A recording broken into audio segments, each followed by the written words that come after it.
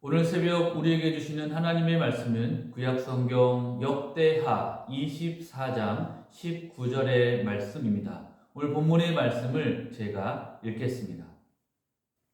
그러나 여호와께서 그들에게 선지자를 보내사 다시 여호와에게로 돌아오게 하려 하시매 선지자들이 그들에게 경고하였으나 듣지 아니하니라. 아멘. 오늘 본문 역대하 29장의 말씀은 남유다의 8번째 왕인 요아스 왕에 대한 기록입니다. 요아스는 그의 나이 7살에 대제사장 요야다의 도움으로 할머니 아달랴로부터 남유다를 되찾게 되었습니다. 요아스는 여호야다의 신앙적인 가르침을 통하여 하나님 모시기에 정직하게 행하였고 남유다의 종교 개혁을 일으켰습니다.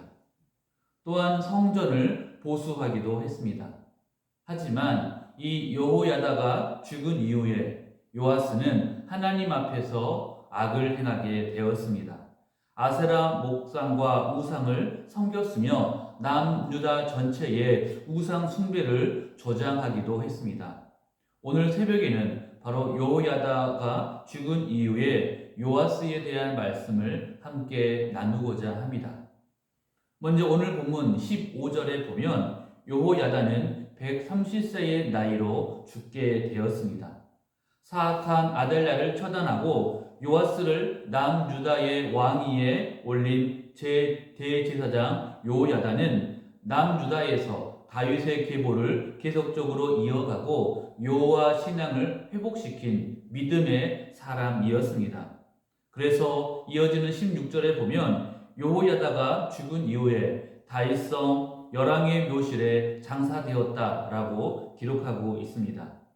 제사장과 왕의 직분이 엄격하게 분리되었던 그 시대에 왕이 아닌 제사장이 왕들의 묘실에 안장이 되었다는 것은 엄청난 축복이자 은혜였습니다. 그리고 그 이유에 대해서 오늘 본문은 하나님과 이스라엘의 선을 행하였기 때문이라고 말씀하고 있습니다. 이처럼 믿음으로 살아가는 사람에게 하나님의 은혜와 또한 영광이 임한다는 사실을 우리가 다시 한번 기억하셨으면 좋겠습니다. 그런데 그동안 남유다의 온 백성들이 의지하고 신뢰했던 이러한 여호야다가 죽은 이후에 남유다의 상황은 지금까지와는 완전히 다르게 바뀌게 되었습니다. 이처럼 영적인 지도자가 죽게 되면 축복에서 저주로, 평화에서 전쟁으로, 하나님에서 우상을 섬기는 방향으로 완전히 달라질 수 있음을 우리는 알게 됩니다. 아쉽게도 믿음과 열정을 겸비한 영적 지도자 여호야다의 부재는 남유다에게 치명적인 타격을 주었습니다. 17절, 18절 말씀에 보면 요아스 왕은 이제 신하들의 말을 듣고서 하나님을 대적하고 아세라와 바알을 섬기게 되었습니다. 신하들은 엄격한 율법을 지켜야 하는 여호와 신앙보다는 자신들에게 만족과 유익을 주는 가나안 우상이 더욱더 편했던 것입니다. 그래서 요아스는 이러한 신하들의 조언에 따라서 하나님을 버리게 되었고 우상을 섬기게 되었습니다. 그리고 오늘 본문에 보면 이러한 범죄함을 두고서 우리 하나님은 그들을 가만히 내버려 두지 아니하시고 그것을 바로잡기 위해서 경고해 주십니다. 오늘 본문 19절에 보면 그러나 여호와께서 그들에게 선지자를 보내사 다시 여호와에게로 돌아오게 하려 하셨다라고 말씀합니다. 이처럼 하나님은 범죄하는 요아스와 남유다의 백성들을 위해서 선지자를 보내어 주셨습니다. 이것은 정말로 중요한 은혜입니다. 만약에 그들이 이 선지자의 말을 듣고 회개해서 주님 앞으로 돌아올 수만 있다면 하나님께서는 그들을 향한 진노를 거두어 주시기 때문이죠. 사실 이 열왕기에서도 요아스에 대한 기록이 있습니다. 하지만 우리가 세명마다 묵상하고 있는 이 역대기 말씀에서는 이 요아스에 대한 타락에 대해서 더욱더 상세하게 말씀하고 있습니다. 그 이유는 무엇일까요? 바로 요아스를 고발하기 위해서가 아니라 비록 우리가 이 요아스처럼 악하여 범죄했을지라도 그 길에서 돌아와 하나님 앞에 엎드려 회개한다면 우리 주님께서는 자기 백성을 반드시 용서해 주시고 고쳐 주신다는 진리를 우리에게 전하기 위해서입니다. 이처럼 하나님께서는 비록 범죄하여 하나님을 떠난 백성들까지 여전히 사랑해 주십니다. 그리고 그들에게 제발 돌아오라고 주님께서 말씀을 하십니다. 그래서 오늘 본문에 보면 하나님의 경고를 듣지 않는 그들에게 우리 주님께서는 다시 한번 선지자를 보내어서 그들에게 회개하라고 돌이키라고 하나님의 사랑을 말씀해 주십니다. 이번에는 여호야다의 아들인 스가랴 선지자였습니다.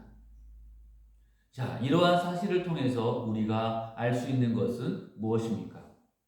우리가 비록 범죄함으로 인하여 하나님께 책망과 징계를 받고 있을지라도 바로 그때에도 우리는 여전히 하나님의 은혜를 누리고 있다는 것입니다.